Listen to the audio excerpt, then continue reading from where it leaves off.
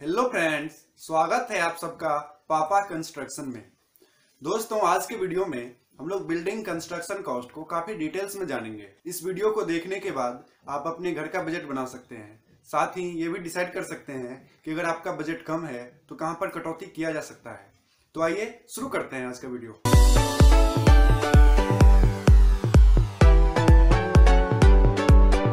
दोस्तों, building construction cost से related कई सारे वीडियो YouTube पर उपलब्ध हैं, पर ज्यादातर वीडियोस को देखकर आप खुद कंफ्यूज हो जाएंगे।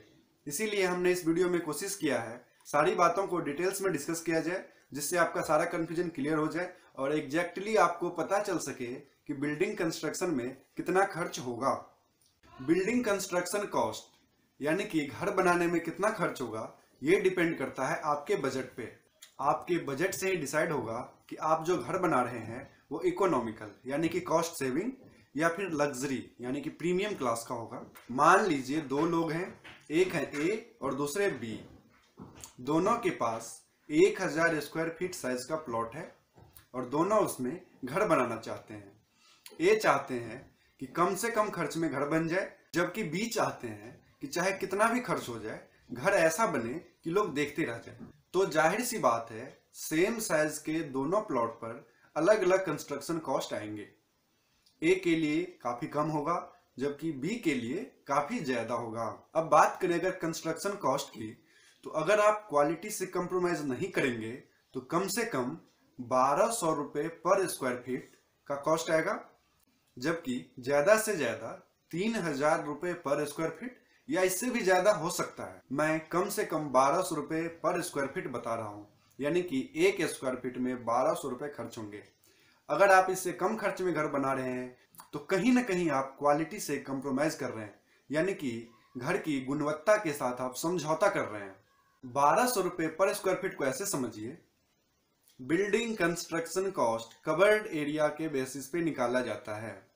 कवर्ड एरिया को ऐसे समझिए, मान लीजिए आपका प्लॉट 1500 स्क्वायर फीट का है, जिसमें से आप 500 स्क्वायर फीट ओपन एरिया छोड़ देते हैं गार्डन के लिए या फिर दूसरे पर्पज से। बाकी 1000 स्क्वायर फीट में आप 2 फ्लोर का घर बना रहे हैं, तो इस केस में आपका कवर्ड एरिया 2000 स्क्वायर फीट हो जाएगा।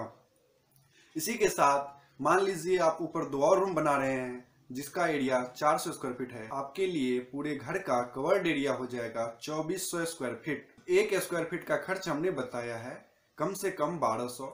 इस हिसाब से आप 2400 स्क्वायर फीट का खर्च निकाल सकते हैं।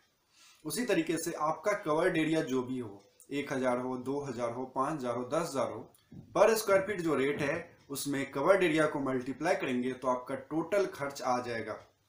दोस्तों, ये एक अनुमानित खर्च होता है, यानी कि इसमें थोड़ा बहुत कम या ज्यादा हो सकता है। कुछ लोगों का कहना है कि 1200 से कम में यानी कि 1000 रुपये स्क्वायर फीट या 800 रुपये स्क्वायर फीट में भी घर बन जाता है।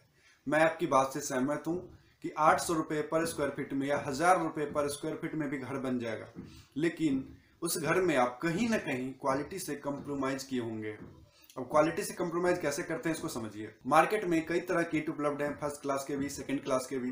फर्स्ट क्लास में ही कई सारी वेराइटीज है, 6 रुपए का भी मिलता है, 7 का भी, 8 का भी, 9 का भी, 10 का भी, या फिर उससे भी महंगा मिलता है।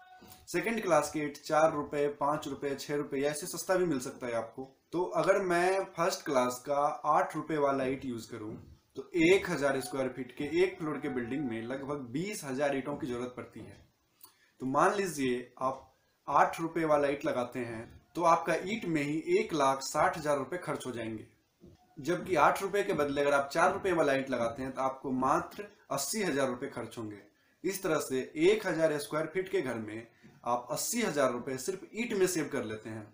उसी तरह से घटिया क्वालिटी का बालू, घटिया क्वालिटी का स्टील, घटिया क्वालिटी का सीमेंट और भी कई सारे जगह बचत करके आप सस्ता घर बना सकते हैं। मेरा सजेशन यही है कि घर बनाने में आप बिल्डिंग मटेरियल की क्वालिटी के साथ समझौता न करें। थोड़े से पैसा बचाकर आप घर की क्वालिटी से समझौता कर लेते हैं, जो कहीं ना कहीं बहुत खतरनाक होता है।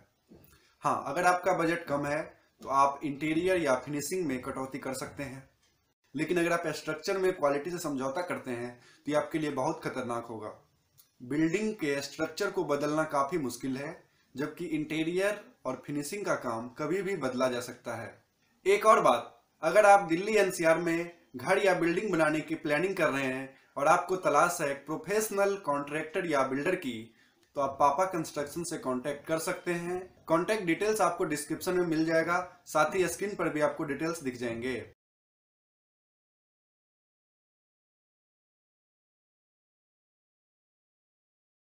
इस वीडियो के अलावा बिल्डिंग कंस्ट्रक्शन कॉस्ट को और डिटेल्स में जानने के लिए आप ये वीडियो देख सकते हैं। इस वीडियो का लिंक आपको डिस्क्रिप्शन में भी मिल जाएगा, साथ ही आई बटन पर क्लिक करके भी आप ये वीडियो देख सकते हैं। हमने इस वीडियो में बिल्डिंग कंस्ट्रक्शन कॉस्ट से रिलेटेड सारी जानकारी उपलब्ध कराने की कोशिश की है। फिर भी अगर आपके मन में कोई सवाल है तो प्लीज कमेंट करके बताइए। वीडियो को लाइक कीजिए, चैनल को सब्सक्राइब कीजिए और ये वीडियो उन सभी लोगों के साथ शेयर कीजिए जो अभी घर बना रहे हैं या घर बनाने की प्लानिंग कर रहे हैं।